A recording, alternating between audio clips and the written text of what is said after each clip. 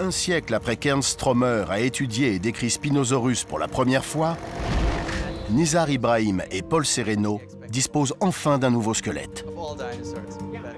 Imagine qu'on perde tout en une seule nuit.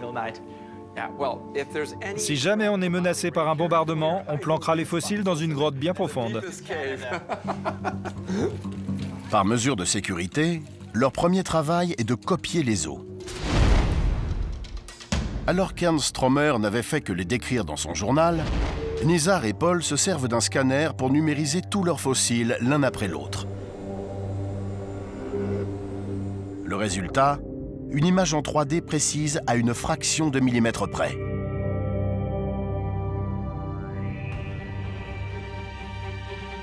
Le paléo-artiste Tyler Killer dispose alors de centaines de fichiers pour reconstituer un spinosaure virtuel.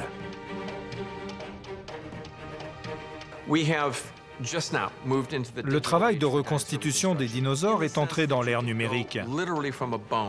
À partir d'un os et de sa modélisation, on peut créer un squelette numérique suffisamment simple pour l'animer, le faire marcher, puis le recouvrir de peau. Le squelette est complet à 40%.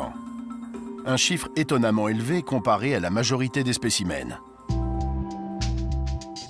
Grâce au modèle numérique, l'équipe peut aller plus loin et même y introduire des os qu'elle ne possède pas.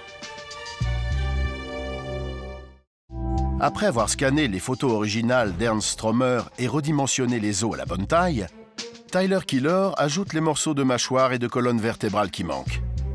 Pour ceux qu'on n'a pas, on a pris les dessins de Stromer. Cela ? Ouais, ceux-là. Puis il complète le crâne avec des numérisations de celui de Suchomimus, le cousin au museau de crocodile de Spinosaurus. La boîte crânienne de Suchomimus comble parfaitement l'arrière.